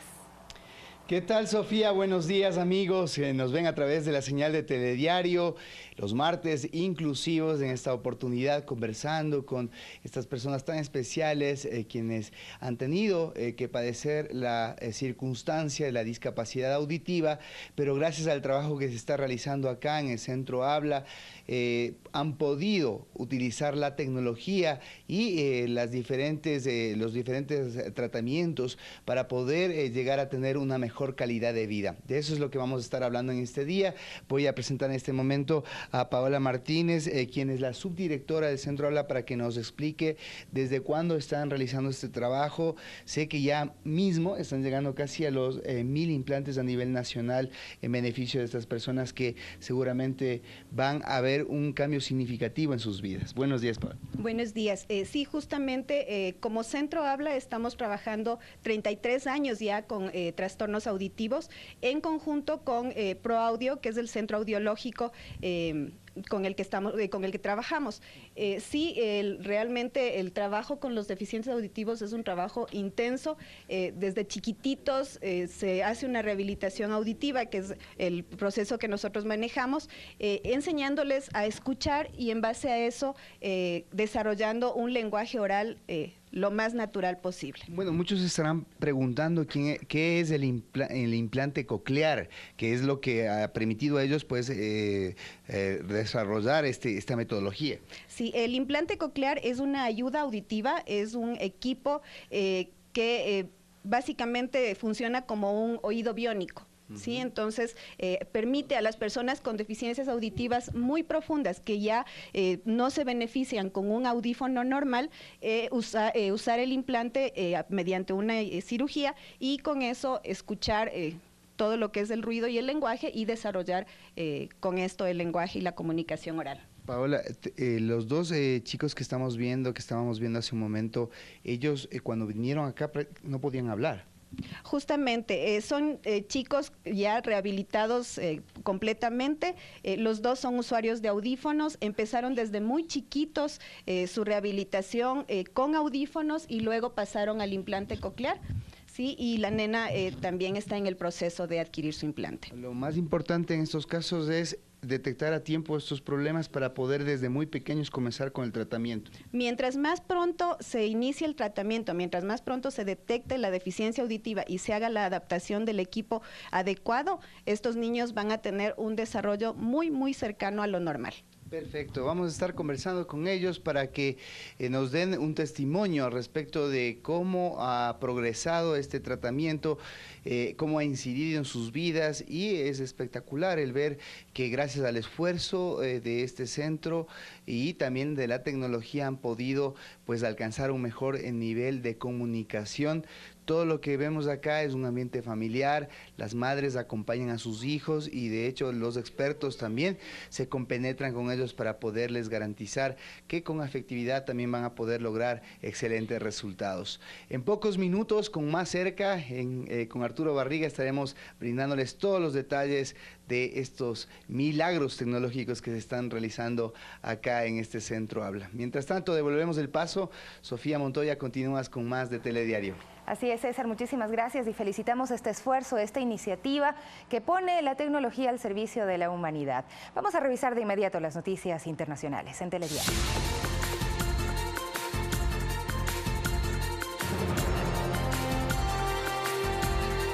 Canadá acogerá una reunión de urgencia del Grupo de Lima sobre la crisis en Venezuela. La cita será el 4 de febrero en Ottawa, así lo informó la ministra de Relaciones Exteriores, Chrystia Freeland. Otro de los temas a tratar será el apoyo al líder opositor Juan Guaidó y al pueblo de Venezuela.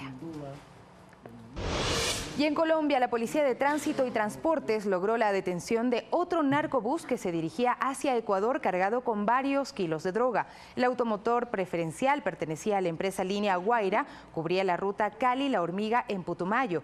Dentro del vehículo fueron encontrados 95 kilos de cocaína. El conductor del bus y su ayudante fueron acusados por el delito de porte, tráfico y fabricación de estupefacientes. Y el día de ayer un sismo de magnitud 5.4 sacudió Colombia. El foco sísmico estuvo localizado a 19.9 kilómetros de profundidad y el epicentro estuvo ubicado a 50 kilómetros al este-sureste de Huila. Algunos usuarios en Twitter compartieron videos de los instantes en que se presentó el temblor que se sintió con gran intensidad en ciudades como Bogotá. La ruptura el pasado viernes de una represa de la empresa minera Vale en la ciudad de Brumadinho, al sureste de Brasil, ya deja al menos 65 personas fallecidas y más de 291 desaparecidas. Unos 140 efectivos continúan las labores de rescate y búsqueda de sobrevivientes que se estima podrían prolongarse durante varias semanas. Asimismo, se ha llevado a cabo evacuaciones de 2 comunidades ubicadas en áreas de riesgo ante la posibilidad de la ruptura de otros diques mineros en la zona. Vamos hacia Estados Unidos. Joaquín El Chapo Guzmán enfrenta un futuro sombrío en el juicio en su contra en la Corte Federal de Brooklyn. En ese país, la Fiscalía concluyó este lunes su caso, por lo que la defensa del Chapo tendrá la oportunidad de presentar a sus propios testigos. En el último día de juicio contra el narco mexicano se volvió a hablar de Ecuador. Su piloto, alias Memín, reveló una ruta entre Manta e Ipiales para transportar cocaína. 7:52 finalmente les mostramos un video de un impresionante rescate en China. Li Gang, un lechero que se encontraba trabajando con su camión, salvó a un bebé de 4 meses, quien se encontraba atrapado en la ventana de un tercer piso con su madre. El lechero usó su camión como escalera, pudo agarrar al bebé y evitó así una desgracia. La mujer y su hijo estaban atrapados en la ventana de un edificio del cual salía humo. 7:52 les contamos que en el puente de Rumichaca, ciudadanos venezolanos sin antecedentes penales se aglomeran en las oficinas de migración. Ellos piden que se les permita ingresar sin presentar su pasado judicial. Cerca de 1.200 ciudadanos venezolanos están apostados en las inmediaciones de las oficinas de migración de Rumichaca. Son migrantes que viajan sin el documento de antecedentes penales. Y hasta ahorita todavía no nos han dicho nada, no nos han dado respuestas y de verdad que está fuerte la cosa. De verdad que queremos que nos ayuden. Cuando yo crucé ya eran unos 1.000 los que veníamos en camino. Yo llegué ayer acá y todavía es que falta. En algunos casos llevan 3 días y esperan que les permitan continuar con su viaje únicamente con el pasaporte o la tarjeta andina. Y bueno, aquí desde el 24 de enero esperando a ver qué nos dicen. A la mayoría la noticia de la nueva exigencia del pasado judicial les tomó mientras viajaban. Aseguran que obtener el apostillado de este documento tarda más de 6 meses. Que en Venezuela nos están dando, aquí está, los antecedentes, pero no nos los quieren apostillar. Allá nos cierran las puertas para todo aquel documento legal que queremos nosotros para poder llegar al país de origen que vamos a trabajar, vamos a luchar. Y para apostillarlo dura hasta 1 año. Por el momento ingresan grupos familiares, papá, mamá e hijos. Pienso que mujer embarazada, le enseñan algunos sí, algunos no, no sé. Las personas están a la espera de una resolución, de ver cómo se les apoya. Los migrantes en el punto fronterizo de Rumichaca reciben atención médica, asistencia del Ministerio de Inclusión Económica y Social y de organismos internacionales. Lucy Jiménez, Telediario. Y en otro tema, la Policía Nacional, a través de la Dirección Nacional de Delitos contra la Vida, logró la reunificación de una familia tras 45 años de separación. Mireya junto a su hermano Francisco fueron separados de su familia en 1974, según el reporte policial, por circunstancias desconocidas. Pasados los años, Mireya puso una denuncia en la Dirección Nacional de Delitos contra la Vida y entonces empezaron las investigaciones. El 23 de enero tomó valor y vino a denunciar la separación, el distanciamiento de su madre y su hermana. Tras seguir los protocolos de búsqueda de personas desaparecidas y mediante la recolección de datos, los agentes lograron localizar a Marta S. e Ibis M., quienes residen en la provincia del Guayas. Yo le agradezco aquí a la gente de ese arroyo y bendiciones para ella. Y bendiciones para la DINASEE, porque gracias a ellos esto ha sido posible. Y le doy gracias primero a mi Dios. De la misma forma, a Francisco M., quien vive en Esmeraldas. Todos fueron respectivamente ubicados y trasladados hasta la capital para el reencuentro. Que papá nunca le habló de mí. Él siempre me dijo que les iba a decir que la mamá había muerto. Él me los quitó. A pesar de que Francisco mantenía contacto con una de sus hermanas, desconocía sobre el paradero de su madre. Finalmente ahora se encuentran todos juntos. Alexis Moncayo, Telediario. 7:55. Les contamos que hay 20 becas para estudiar inglés y las recibieron jóvenes de escasos recursos de parte del Centro Ecuatoriano Norteamericano junto a la Embajada de Estados Unidos. Durante la última década, más de 300 jóvenes se han beneficiado de las becas que el Centro Ecuatoriano Norteamericano ha entregado para el aprendizaje del inglés. Los jóvenes saben que esto es una oportunidad que les va a cambiar la vida. Tenemos muchos testimonios de becarios que han logrado salir con becas universitarias afuera. Los 20 ganadores fueron seleccionados tras un proceso de evaluación. Y espero cumplirlo, espero pasar los 2 años y medio y ser una nueva bachiller o universitaria aquí o en Estados Unidos. La beca cubre los gastos totales de la matrícula, las pensiones, libros y hasta la movilización. Todos estos valores los cubrirá el Departamento de Estado de los Estados Unidos. Esto de la beca me ha parecido muy impresionante, ya que puedo poner mis habilidades en este programa que me da una oportunidad de viajar a los Estados Unidos. Me parece una gran oportunidad para ser una persona mejor en la vida y tener mejor conocimiento en lo que es en inglés. Los beneficiados son adolescentes de entre 14 y 16 años. Para la entrega de las becas se consideraron sus calificaciones en los establecimientos donde cursan sus estudios, el liderazgo estudiantil y un ensayo en el que demostraron sus aptitudes. Todos son de colegios fiscales municipales de la ciudad de Quito. Los cursos empezarán en el mes de febrero e incluyen campamentos de liderazgo. Alexis Moncayo, Telediario. Y vamos ahora a nuestro segmento Red Tecnológica. Aquí les presentamos el primer hotel espacial que entra en su fase final. La compañía Orion Span está a cargo de este proyecto, el mismo que ofrece llevarle a orbitar la Tierra en 2022.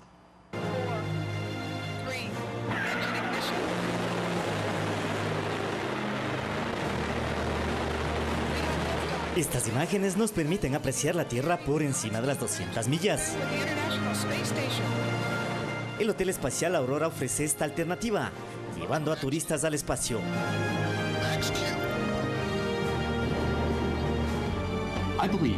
Creemos que para considerar la liquidación del espacio debemos hacerlo visitándolo.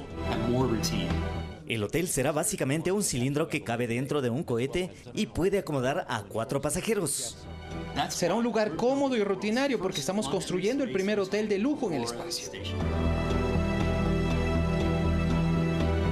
Bunger asegura que será como un pequeño crucero donde los huéspedes asumirán el papel de ciudadanos científicos. Se trata de algo mucho más que exclusivo. Es la primera experiencia hotelera en el espacio. La estación Aurora completará una órbita cada 90 minutos, lo cual implica que los huéspedes verán el día y la noche en la Tierra cientos de veces. Antes del viaje, todo turista deberá superar el regimiento de capacitación personalizado de la compañía, que podría ser un curso que vaya desde las 2 semanas hasta los 3 meses. Es un paso serio hacia este lugar y me gustaría que me acompañes en este emocionante viaje. Haremos historia. Estar 200 millas por encima de la Tierra nos demuestra que el futuro está más cerca. Clever Guamaní, Telediario. Hagan sus reservaciones. Nosotros nos despedimos, amigos y amigas. Muchísimas gracias por su atención. Enseguida viene Más Cerca junto a Arturo Barriga.